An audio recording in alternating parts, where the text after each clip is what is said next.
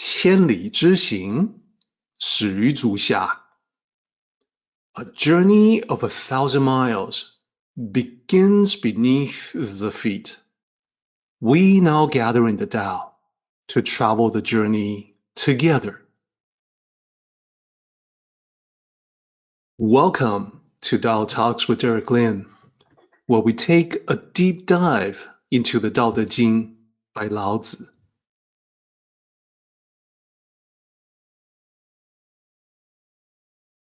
I would like to extend a warm welcome to you.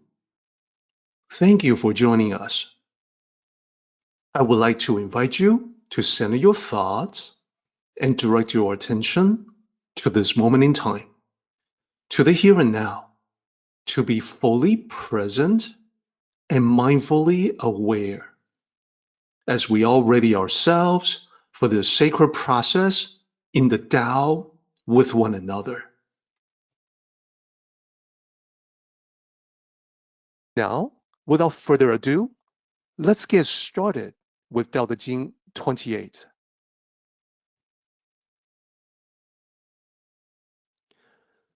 The title of this chapter is Eternal Virtue. This is an expression that is repeated several times in the chapter itself. The first character, the one that you see to the left, is eternal. The external, eternal nature of the Tao means it has always existed, and it will always exist. It was never born, and it will never die. It is constant. It does not change. It is infinite, and therefore it cannot increase or decrease. One cannot add to it or subtract from it.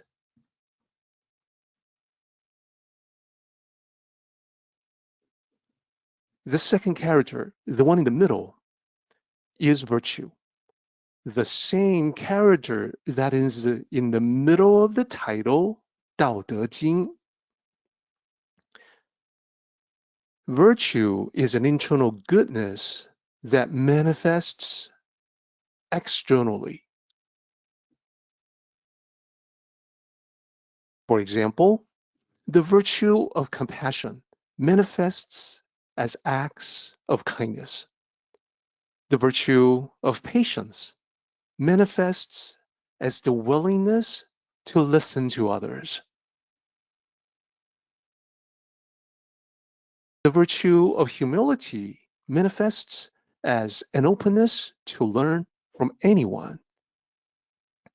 And the virtue of integrity manifests as the adherence to the truth. Together, these two characters,常德, represents the Tao-given potential for good in all sentient beings, including you and me. And this follows the thought process from the previous chapter where Lao Tzu talks about the sages not giving up on people. And the reason they would not give up is because they could see this potential in everyone. So the eternal virtue in the heart is an essential part of you. It can lie dormant only because we are often engaging or immersed or trapped in the mundane aspects of the world. Aspects like consumerism, consumption, and contention. They all have an effect to obscure the truth. When we resonate with the Tao, we can awaken this potential. And In this chapter, Lao Tzu will tell us how we can hold on to and not stray from this essence that makes us ultimately human.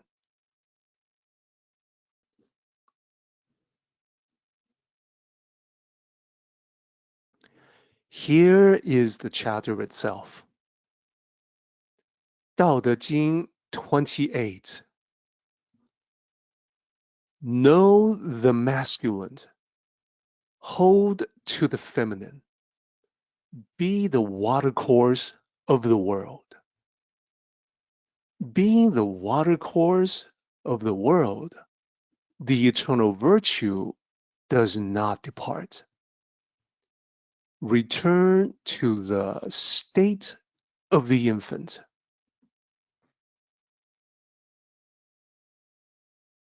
Know the white, hold to the black. Be the standard of the world.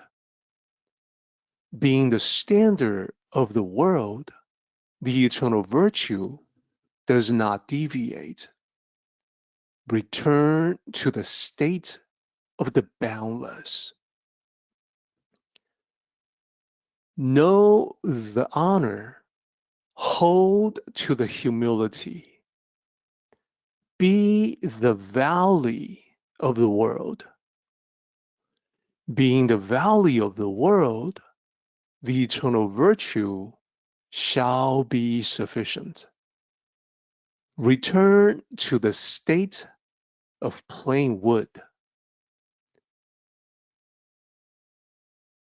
Plain wood splits, then becomes tools. The sages utilize them and then become leaders. Thus, the greater whole is undivided.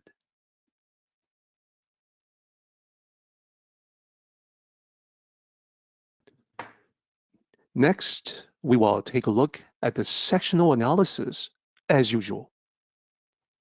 Starting from the top down, we will look for repeating patterns in the ancient text to help us identify the structure of this chapter. This chapter does have multiple intricate patterns of repetition. So let us take a closer look. We can see an obvious repeating pattern in lines 1, 6, and 11. Let me mark them so they're easier to see. Notice how they all begin with the exact same two characters, but that's not all. We can also see just from these 3 lines that I point to, the 4th and 5th characters are also the same for all of them. So let me highlight these characters.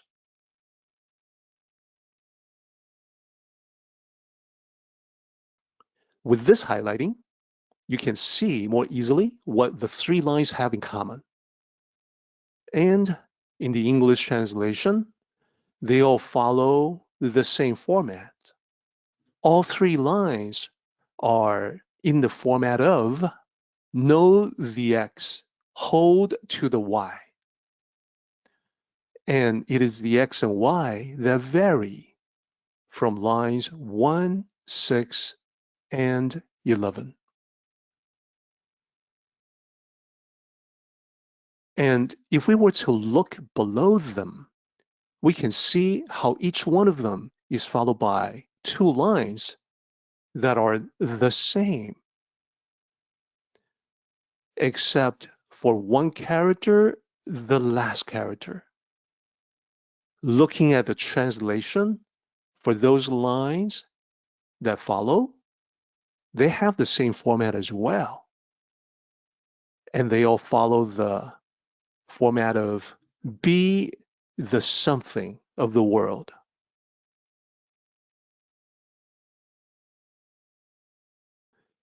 So let me go ahead and circle the text, the characters that repeat themselves, so they're easier to see.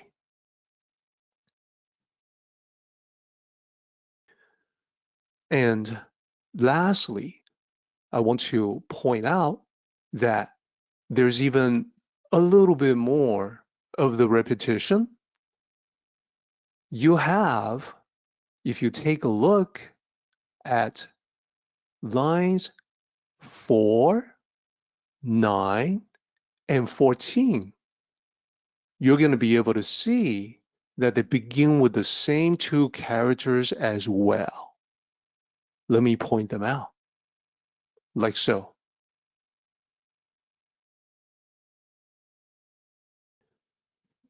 And as I mentioned before we started, this chapter has multiple intricate patterns of repetition.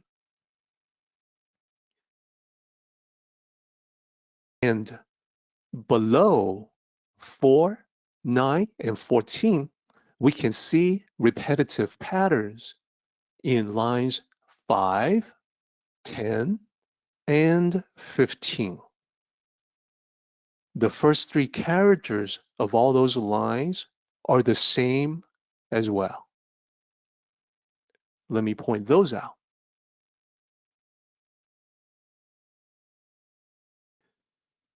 So this gives us more than enough information to identify the sections. We can tell that from lines 1 to 6, they belong to one section before they begin to repeat the pattern. And the line that you see now in the slide makes that clear, because when we go to line 6, it goes back to the pattern similar to line 1. In the same way, there is also a dividing line between 10 and 11. Once we go beyond 10, 11 starts the pattern all over again. So each one of these spans 5 lines. So the last iteration ends at line 15, leaving lines 16 to 19 as the concluding section. Sections 1, 2, and 3 all talk about the same concept of the eternal virtue, but from different angles. This gives us a pretty good idea on how to understand this chapter one section at a time. So we will begin with the first line. Know the masculine, hold to the feminine. So let's start with the masculine.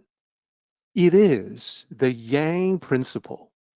In the yin and yang symbol, it represents the part in the complementary duality that is the external as opposed to the internal, the visible as opposed to the unseen, the dynamic as opposed to the static. This principle is related to action, movement, exploration, and advancing forward. It is goal-oriented. It is positive energy, like the sun. It's the power of aspiration, inspiration to act, motivation, initiative. So what about the other side? The female, the feminine, the yin principle. The yin principle is internal, unseen, and tranquil. It is related to inaction, stillness, security, and holding back. And I want to draw everyone's attention to the sub-bullet because it is meant to be the contrasting parallel to the sub-bullet below the masculine. So inaction is the complement of action. Stillness is the complement of movement. Security is the complement of exploration. Holding back is the complement of advancing forward. So the opening line establishes the basic framework of Tao cultivation. Know the yang, but hold to the yin. Both are crucial. Both should be present, and both should be in balance. So, in our typical understanding of the yin and yang symbol, they are usually called out as male and female. But I want to be very clear, and I want to ask everyone to advance your understanding to the next level, and that is to realize that whether you are male or female, both yin and yang exist within you. And you have to master both energies in life and also master both in interacting with other people. So it isn't just that men focus on yang and women focus on yin. Nothing could be further from the truth. We must encompass both yin and yang, every single one of us.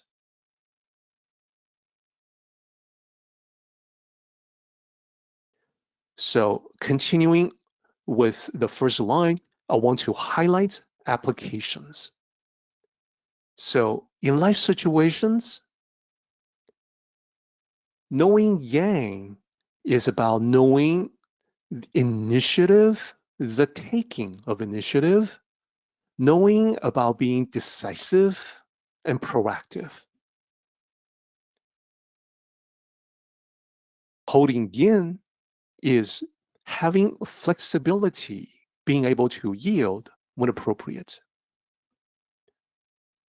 In personal communication with others, knowing yang is about saying what is on your mind, expressing your perspective, articulating your position, whereas holding to the yin is being receptive, understanding of alternative views. So if you look at these two and think about what happens on a daily basis, perhaps you are in your social circle among your friends. The yang, knowing the yang, is to know how to suggest ideas on where to go and what to do to your friends. Holding to the yin is to remain open to other ideas and not dogmatically insisting on your own. And holding to the yin is also integrating other ideas with your own. If your idea is to go to a restaurant and someone else is suggesting to catch a movie, it is entirely within the realm of possibility that the two can be integrated. So in a similar way, yang is just about having that plan in mind for group activities, but then holding to the yin is to remain flexible so you can be spontaneous. You can have that ability to adjust to changes of the moment.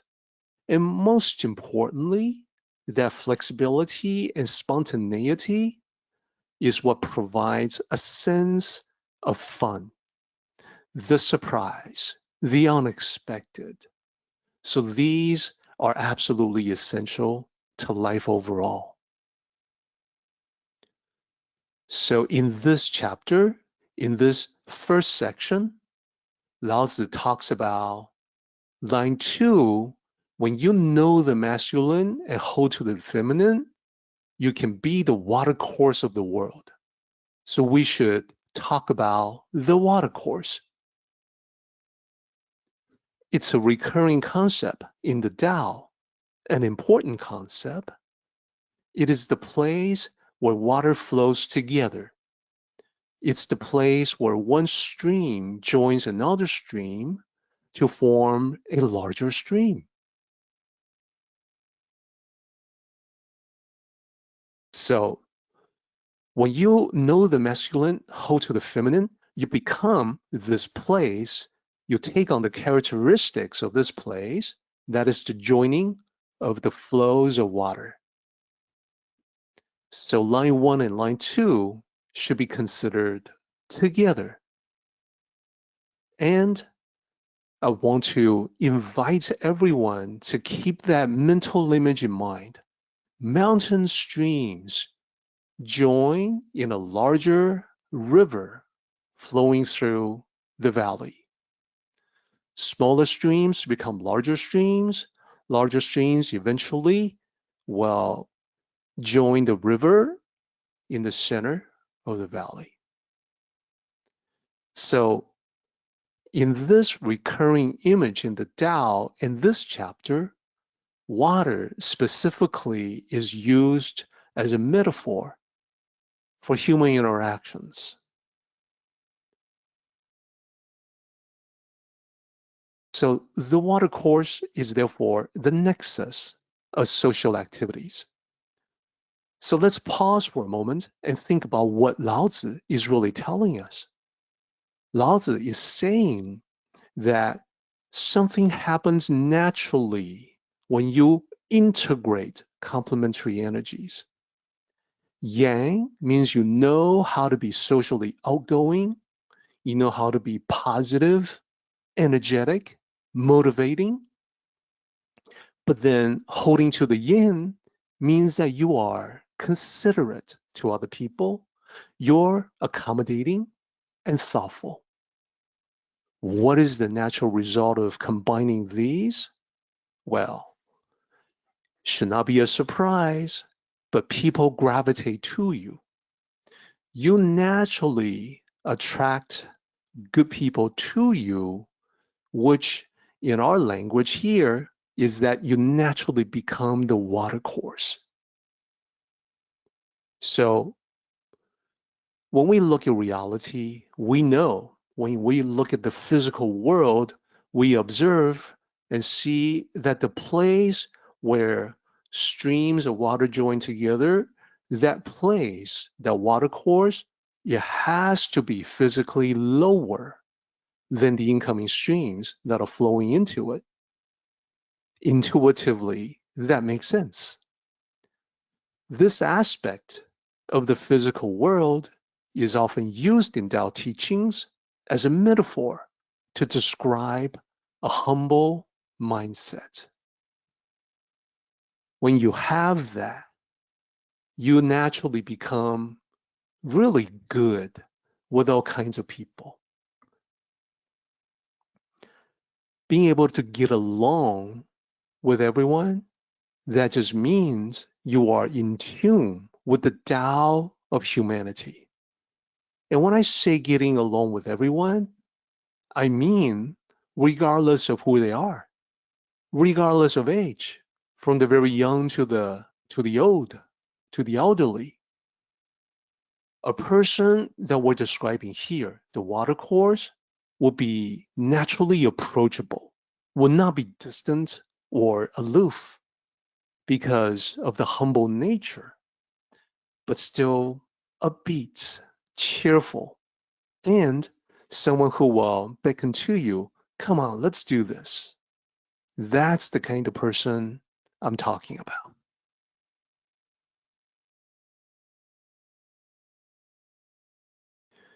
Next, we have line 3, being the watercourse of the world.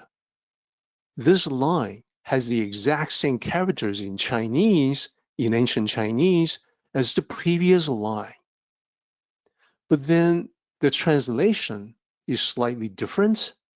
the first word, the first English word, changes from be to being. And that is because it's a slightly different contextual meaning. And the thought process is as follows. 1. You integrate the yin and yang principles and become the watercourse. That's the first part. It goes back to line 2. And the second step is, as the watercourse receiving from many streams, you find that the eternal virtue is with you, leading to a pure state of being. And this is looking ahead to the 2 lines below, like this. So, in other words, we can put this into real life terms. Somebody who is sociable and dynamic, that's knowing the yang, but also open-minded and a good listener, that's holding to the yin, will naturally attract people to him or her. That sunny and positive outlook, but also at the same time courteous and attentive without being over the top or overbearing in any way. It is not difficult for us to understand this idea because we ourselves are drawn to people like that. This is a clear indication from Lao Tzu that Tao cultivation is not an isolated or solitary activity.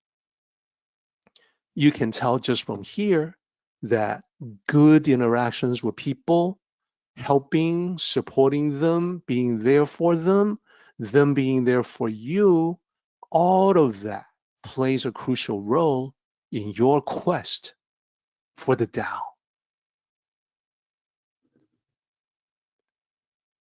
This takes us to line 4. The eternal virtue does not depart. Eternal virtue, this speaks to the virtues you practice, becoming your virtuous nature. It is the difference between what you do and the person you become. Let me explain.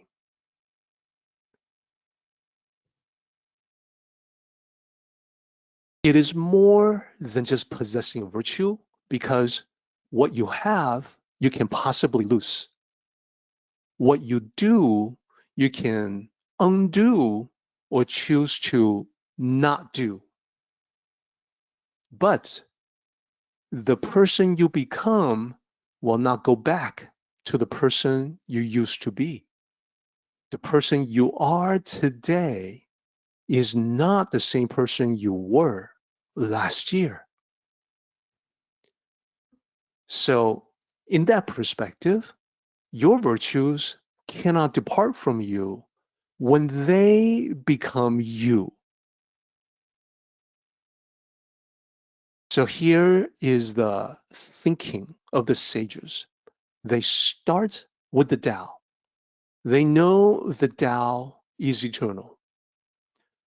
The Tao within you is your essence.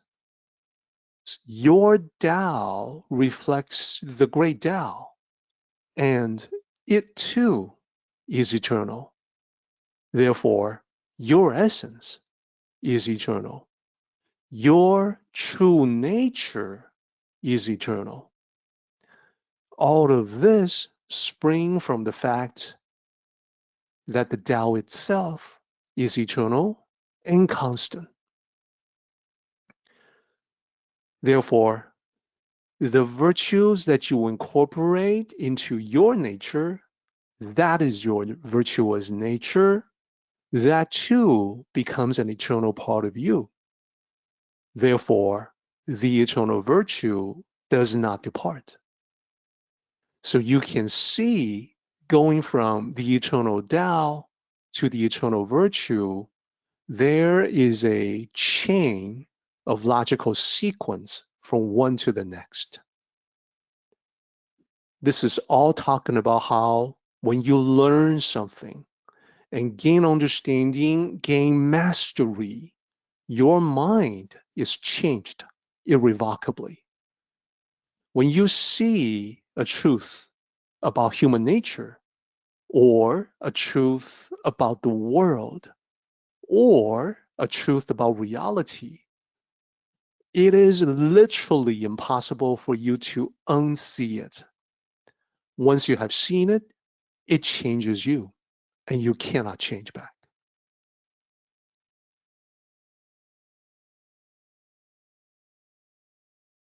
So here's an easy way to understand. When you practice virtues, you end up becoming one with the virtue. You're not just someone with the virtue, you are a virtuous person.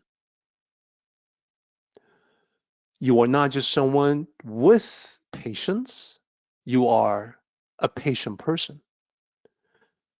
And you know a truly patient person cannot be impatient because that is not who he or she is.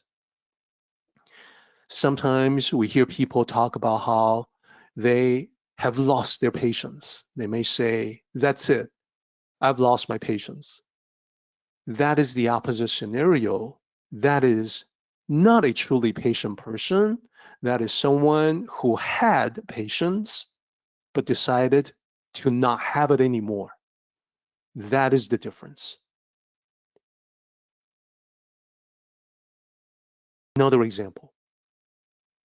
When you practice humility and it becomes a part of you, you are no longer someone with humility. You are a humble person. We do oftentimes see people forget about being humble. If you are a truly humble person, there's no forgetting about being humble. There's no being arrogant. It's just not who you are. So in a similar way, when you practice the virtue of honor until you master it completely, then you are not just someone with honor, you are an honorable person. Here it's the same. We can definitely see the possibility of somebody losing honor or forgetting honor and act in a way that is without honor or dishonorable. A truly honorable person cannot do that without becoming a different person. And that's the point.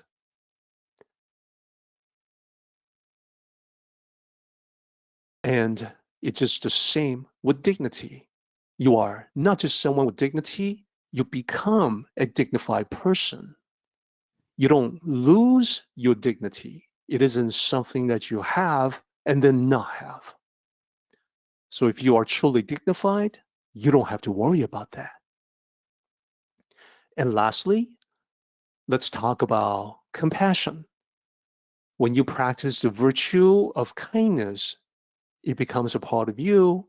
You become a kind person. This is somebody for whom kindness is not conditional. Like, for instance, we see how people can be kind with some, but not others. Their kindness is dependent on who they are being kind to.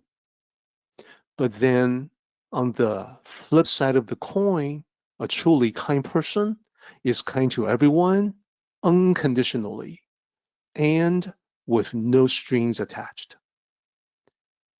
Just looking at this list, I think it is clear that for many of us, including myself, we're working on becoming a better person and not just have the better attributes or the virtues.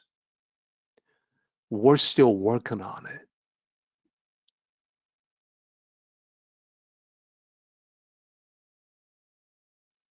Line 5. Return to the state of the infant. This is important.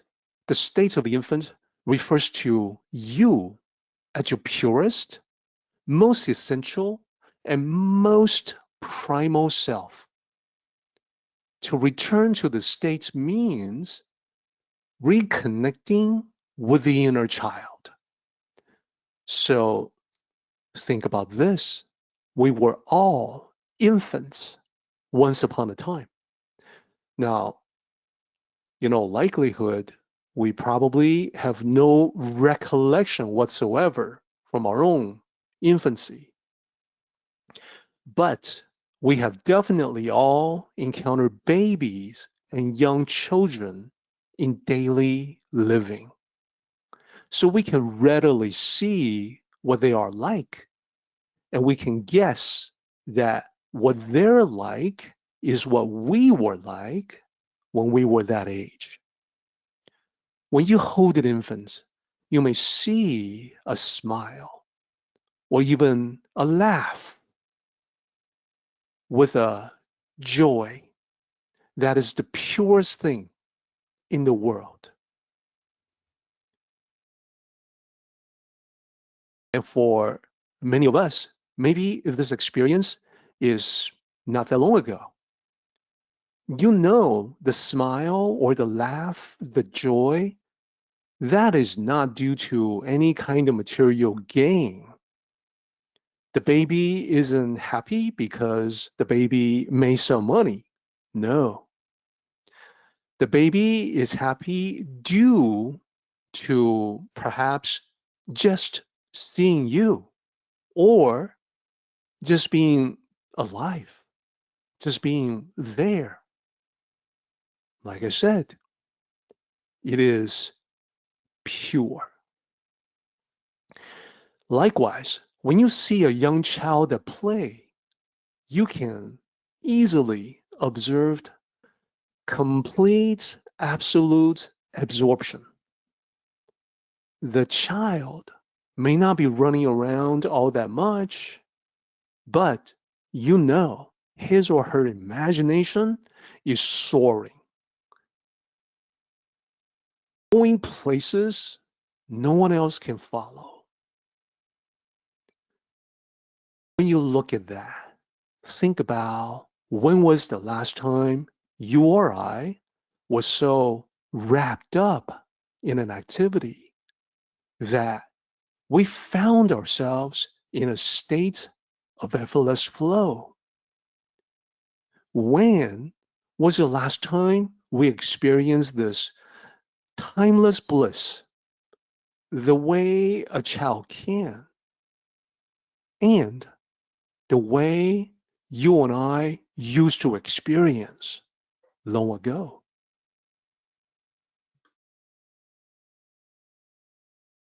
So this is reconnecting with the core, the origin of your being. It is regaining the playfulness, the joy, and the sense of wonder that you once had.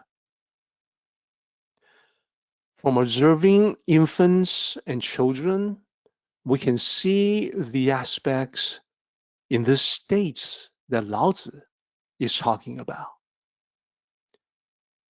To the infants, there's no separation, no division. There's no us versus them. There's no being tribal, conflicting, being wary of others, because you are directly connected to a sense of oneness. There can be no contention. There is no need for comparison. It matters not at all that someone has more, leading to envy, or someone else has less, leading to arrogance. None of that exists in the infant. There's no judgment, there's no criticism. The focus of the infant is inward, not outward. Outward focus is what leads to interference and impositions on other people. Likewise, with an infant, there's no distractions of desires or greed. It is the ultimate state of contentment. The concept of the infant is a recurring theme in Tao cultivation and also in the Tao Te Ching that underlines the importance of the idea.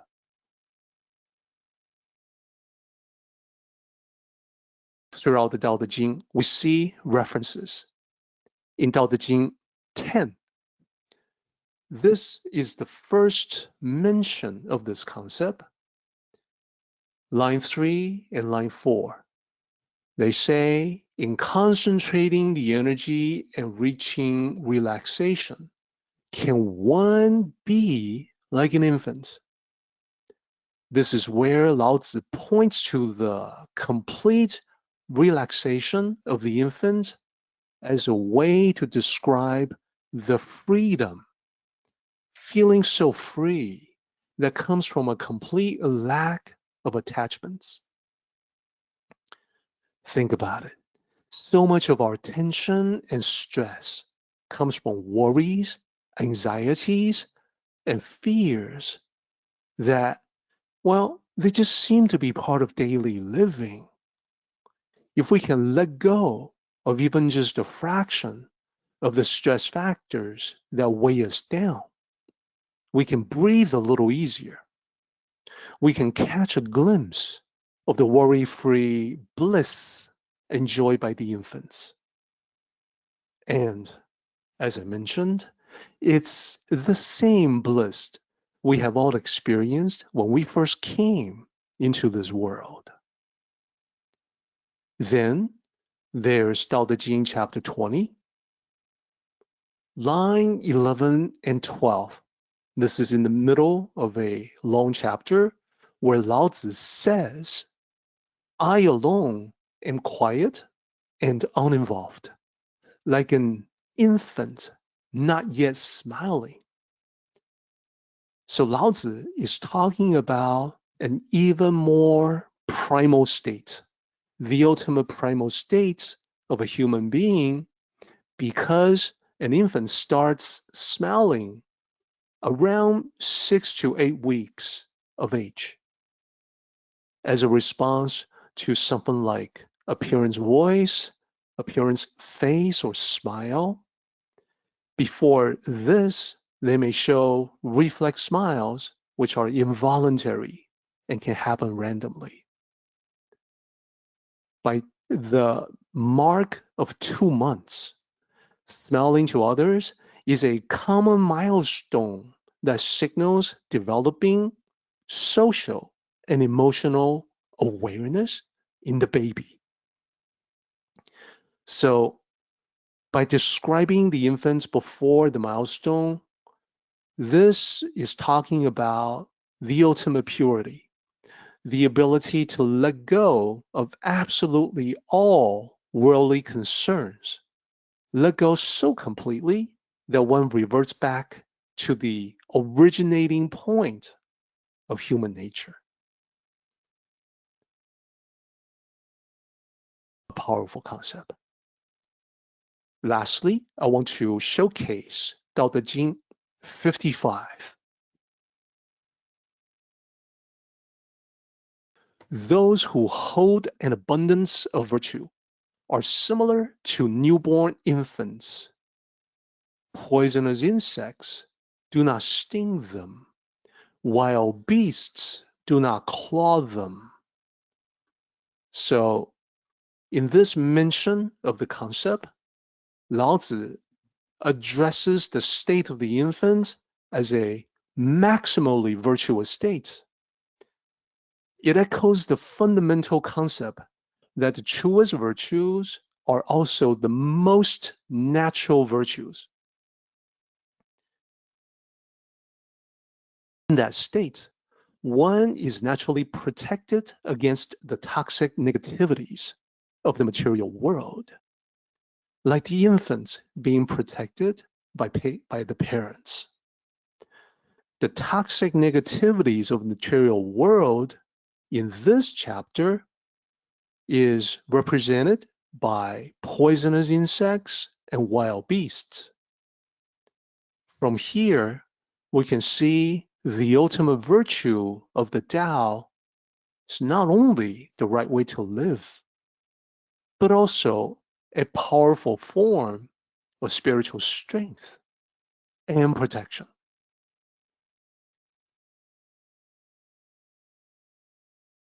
And I want to, in closing of this slide, mention that this concept is not unique to the Tao.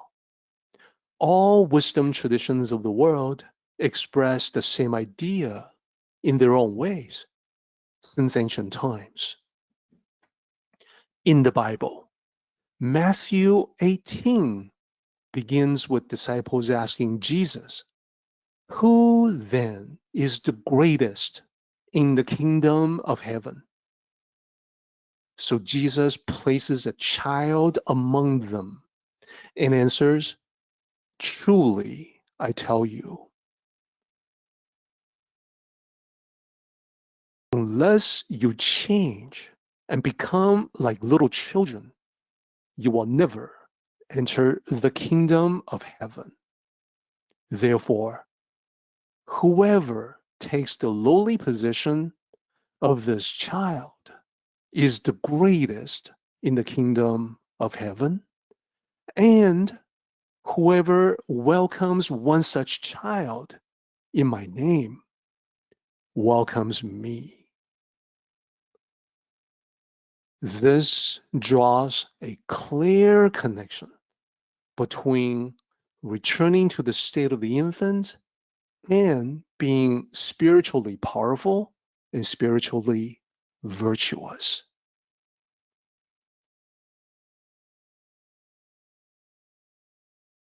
Let's go to line 6. Line 6 says, "Know the white, hold to the black." So this is corresponding to the line that we had in line 1 that said, "Know the male, hold to the female."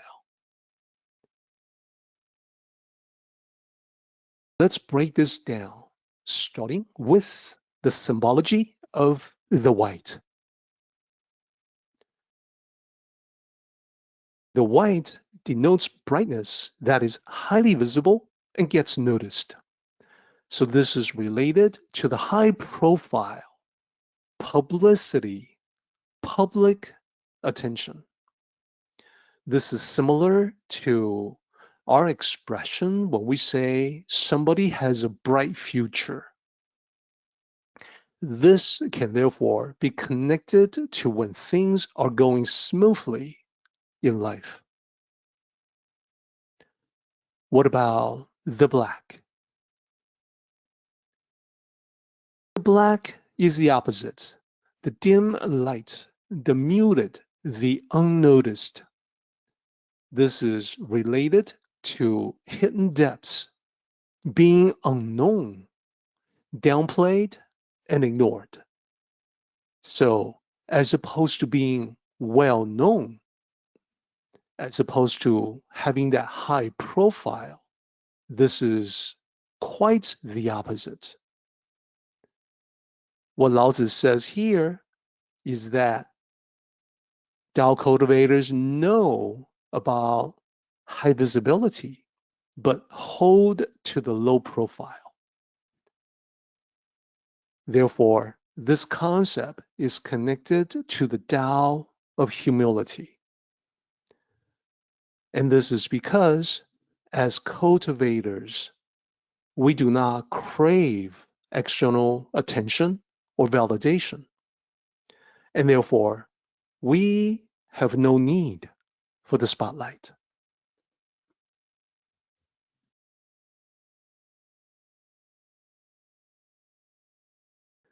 So continuing with this concept, what does it mean to know the white? To know the white is to understand the yang principle, the highly visible. And this is similar to when we talked about knowing the male. In a similar way, holding to the black is to wield the yin principle, just like holding to the female. This is the unseen aspects. So the white aspect of life, the yang, is the easily seen. We're all in this world. So we know we have to actively be engaged with it. After all, that is what being alive enables us to do. And as a result of activity, we become perceived and known by others. And then the other side, the black, is not obvious, not something that showcases itself or is in the spotlight. It means being introspective, thoughtful, to contemplate. And this has the powerful impact that you can have the introspection, the contemplation, the thoughtfulness be the basis for the actions that you decide to take. This is not being, quote unquote, out there, not drawing attention. This is someone who is quite content to just fade into the background, not be noticed. So there is an important point here. First, let me talk about the balance. Excessive emphasis on either one over the other brings a lack of balance. Too much yang means too much exposure. You're overexposed. Too much yin means you are isolated, unknown, lonely, and alone. Now, when I present it like this, I know that this can lead to a misconception that you should balance the yin and yang, but I want to be careful here. But then Lao Tzu will be the one to tell us that yin and yang are not 50-50. So an even split would not be the right balance. That is why Lao Tzu says we should know the white. In other words, in our thoughts, but hold to the black. In other words, through actions.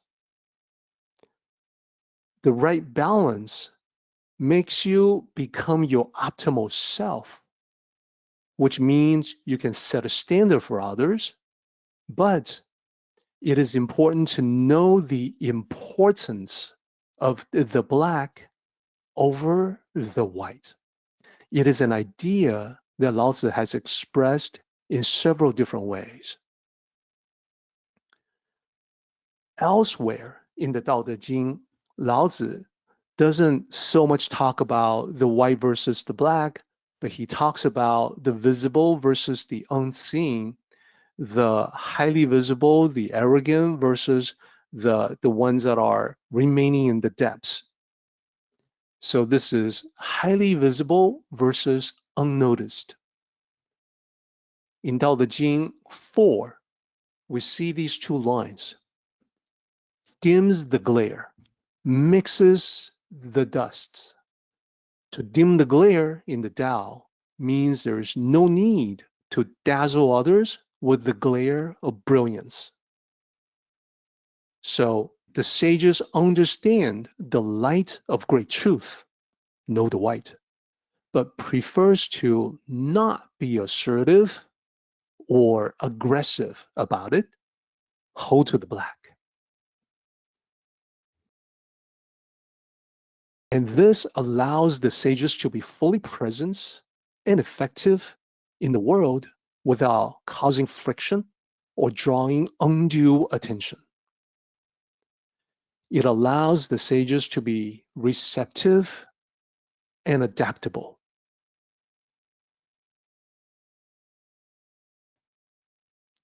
These same characters, dim the glare, mixes the dust, they appear again in Tao Te Ching chapter 56, further emphasizing their importance.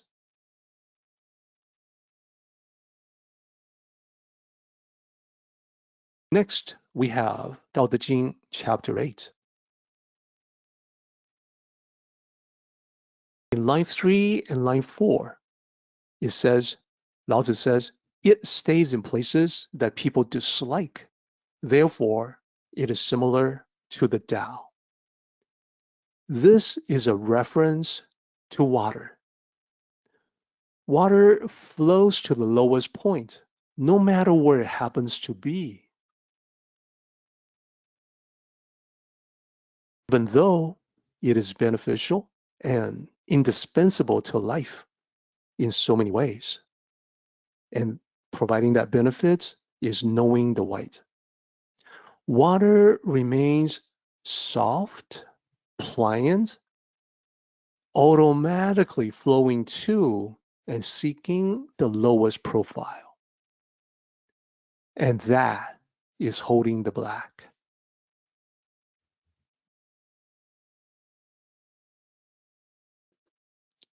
Next, we have Tao Te Ching 20.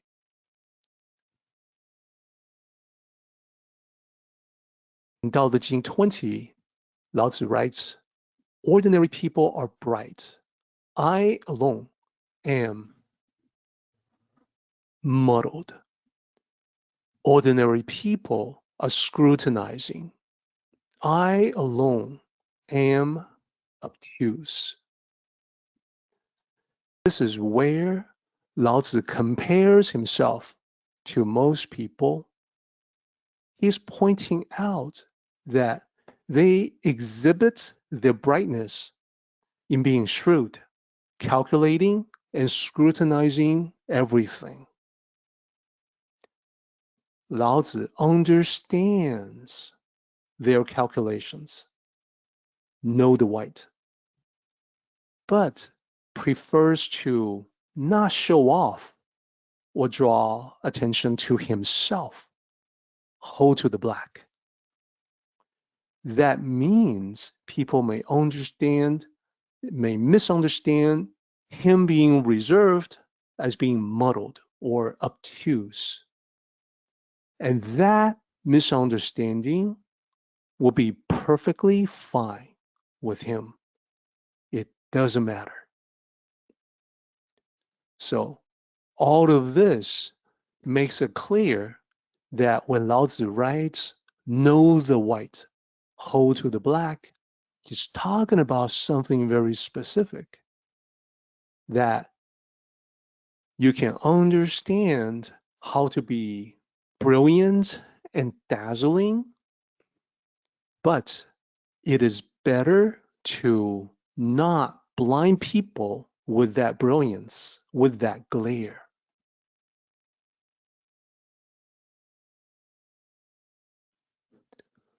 Line 7. Be the standard of the world. So what we're saying here is that understanding the visible, but mastering the unseen, that is the Tao.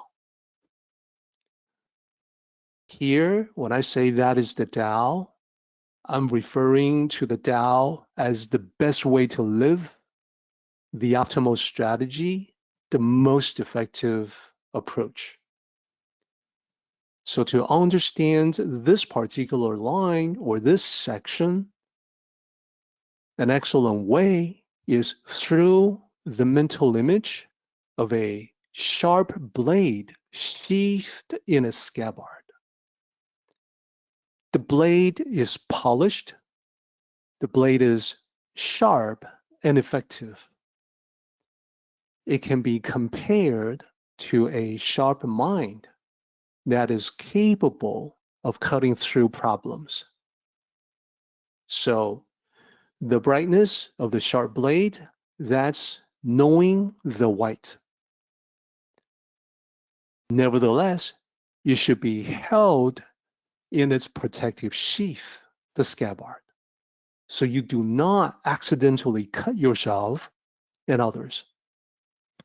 That's holding to the black, or the yin principle. So this metaphor, this mental imagery, shows the importance of using both. And the same is true to other aspects of life.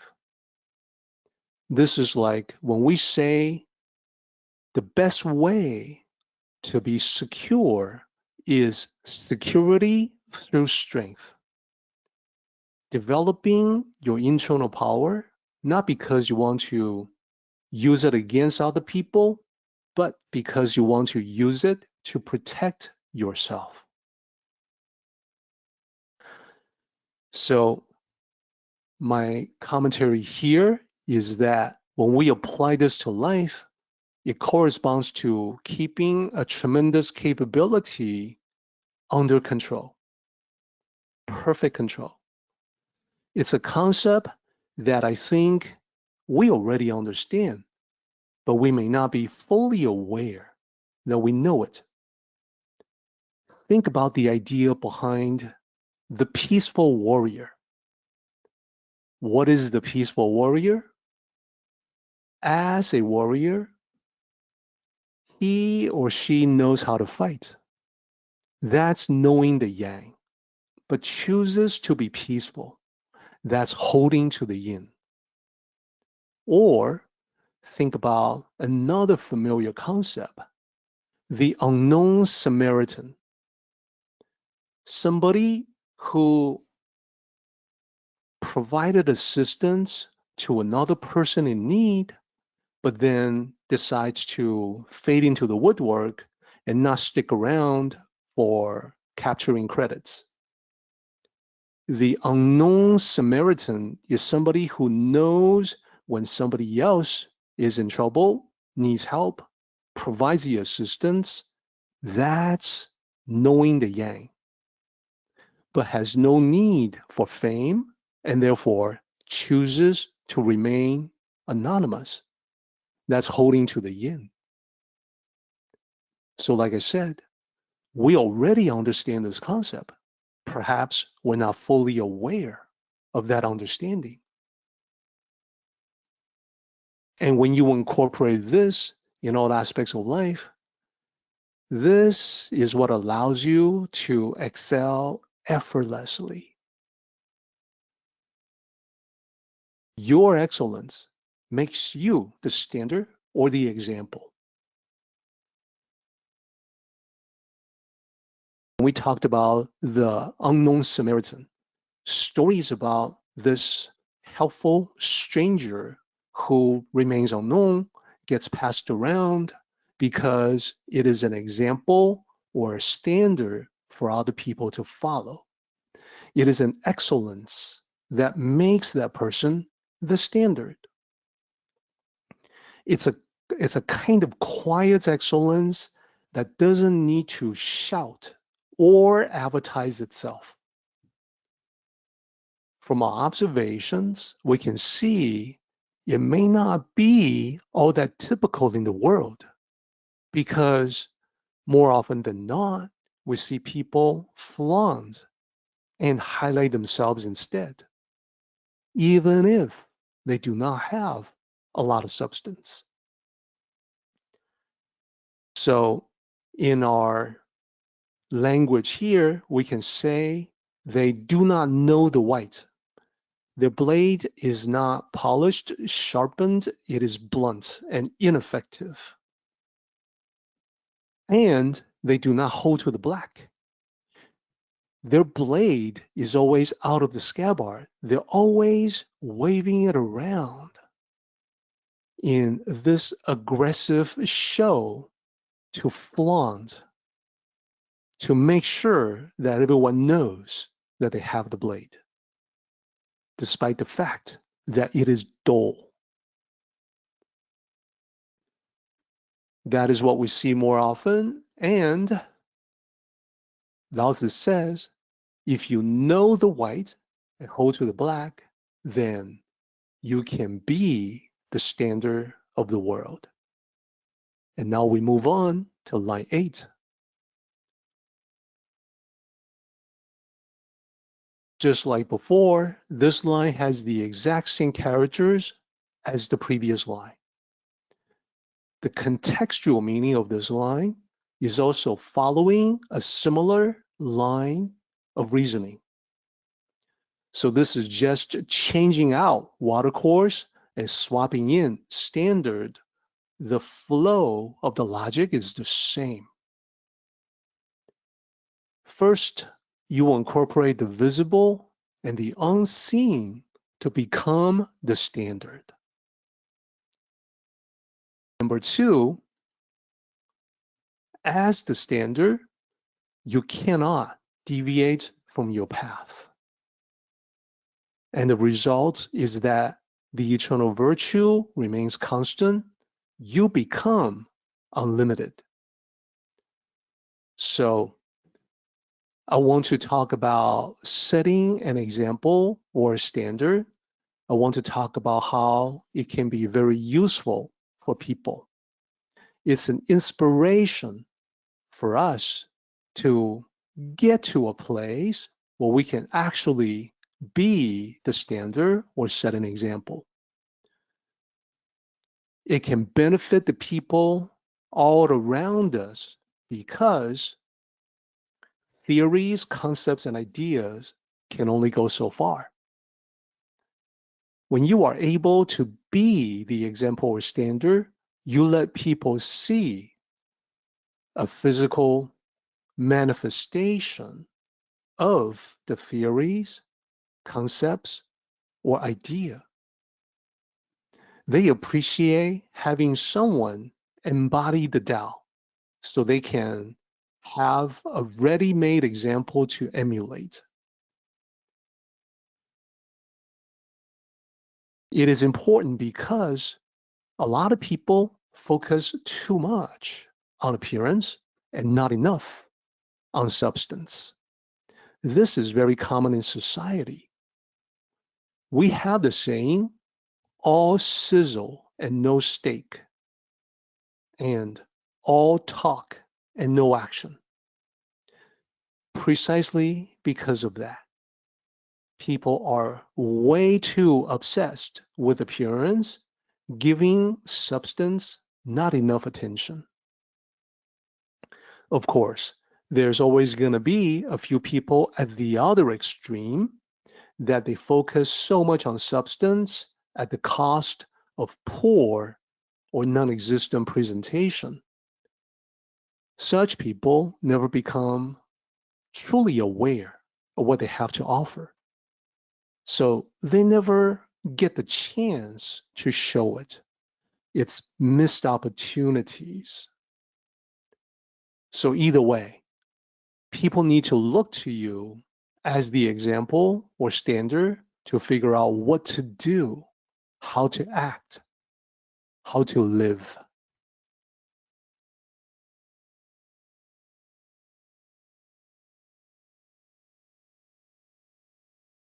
Now go to line 9. The eternal virtue does not deviate. So it does not deviate because the Tao in you is one and the same as the eternal Tao. It holds true. It does not vary.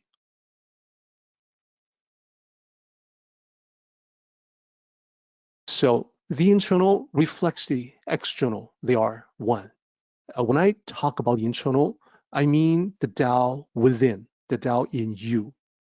The external, I'm talking about the great Tao that is everywhere, inside and outside of everything.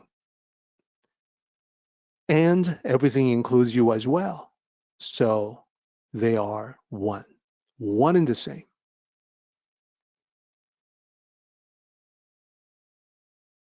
When you are the standard or example, you embody the constant nature of the Tao. And you underline the fact that the Tao remains unchanging in ancient times as today.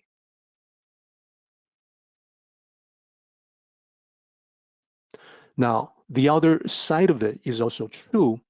if you are able to stay the course, hold to the Tao without straying from the path, then you would naturally become a standard or an example for others to emulate.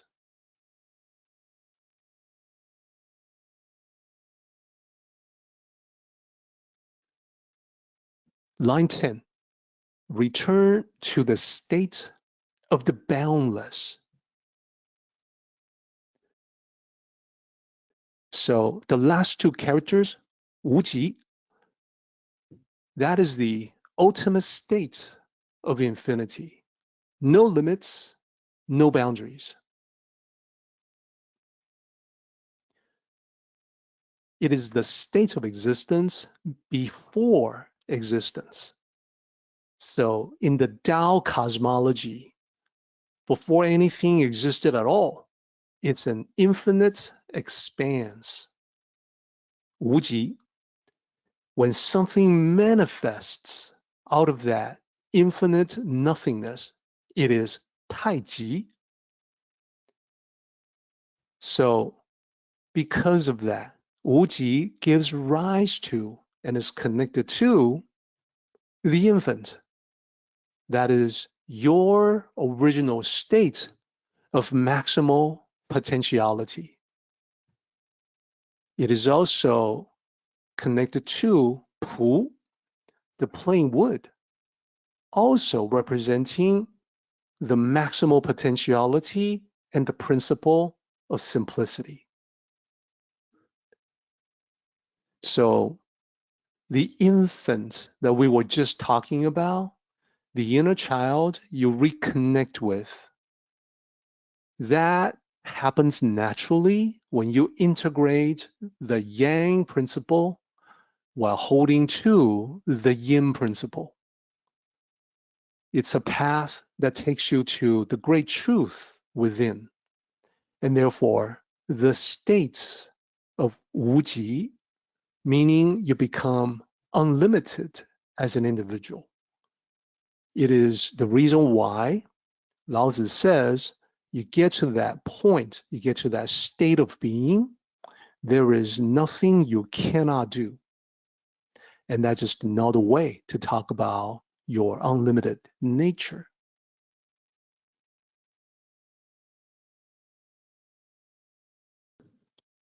So 无极 itself, the infinite void, it is synonymous with the Tao as the ultimate source of everything.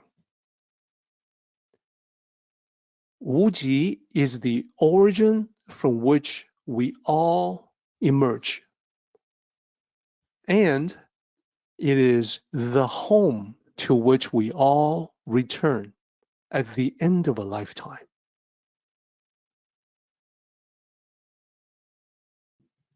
Returning to 无极 is synonymous with spiritual liberation. Usually, among Chinese-speaking Tao cultivators, they will say 归空, returning to emptiness. It's a synonymous expression. The meaning is the same. So I want to point out that there's a connection between the reality of life and death and spiritual awakening, spiritual enlightenment.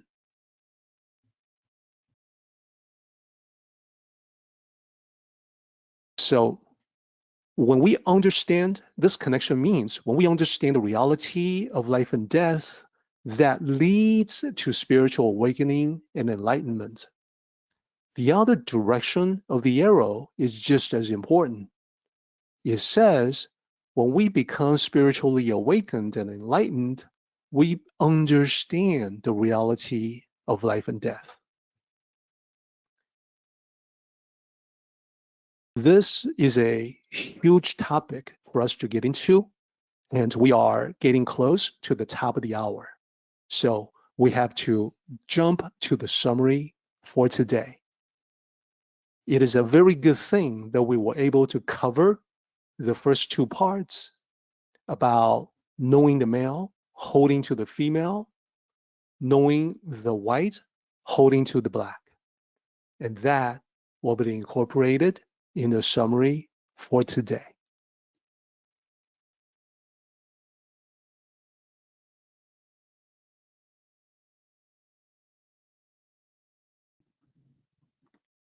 So let's review. Knowing the yang, but holding to the yin. This is the key concept where everything is derived in this chapter. We start out with the male and female representing the yang and yin respectively. It just means knowing the active and dynamic, but hold to the serene. Understand the importance of active engagement, but then remain calm in the midst of turbulence. That's kind of the nature of our world. Everything tends to be chaotic and turbulent, especially in recent years. So this combination of the yin and yang principles, it is a synergistic fusion, which just means that the sum total is far greater than when you add up the parts. It is what takes you back to the primal state of your true nature. We represented that first as the infant, and now with the term 无极. The second part of this is know the highly visible, expressed as the white. Hold to the power of the unseen, expressed as black. So understand the effect of presentation, perception, and image. I think in this world, we know that if we don't present the proper presentation, we negatively affect the first impression other people have. It becomes more difficult for us to get anywhere. Second, remain with the depth of your expertise and resources. That's holding to the black. Balancing these two, taking care of both, knowing the white, holding to the black. This will keep your virtuous nature constant. And this returns to the state of limitless potentiality. That is just another way to talk about 无极.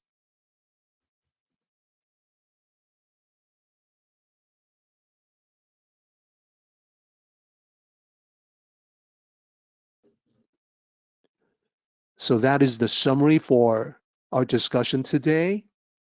And I want to end with a reiteration about sharing the Tao. For easy access to Tao resources, visit my website, dereklin.com. There, you can click on links and see everything listed, such as Taoism.net, information about the Tao and this meeting, our Facebook community, a place to discuss the Tao with fellow seekers, our YouTube channel, recordings of all our previous meetings, my Amazon author page, books and audiobooks for further exploration. You can go directly to this page at dereklin.com/links. When you see the benefits of the Tao in your life, share your experience through comments in Facebook and share these resources with friends who may also benefit. If you find my books or audiobooks helpful, please post your reviews on Amazon to guide others to the Tao. If you have connections to prisoners interested in the Tao, contact me through Derek Lin Books on Facebook, and I will send my books to them free of charge. This is the path that I am on, so I can say sharing the Tao has transformed my life in incredible ways. I would like to invite you to come along. let us travel together on the path in the journey of life. Our meeting has come to an end, but the journey continues on. Until next time, may the Tao fill you with peace and happiness.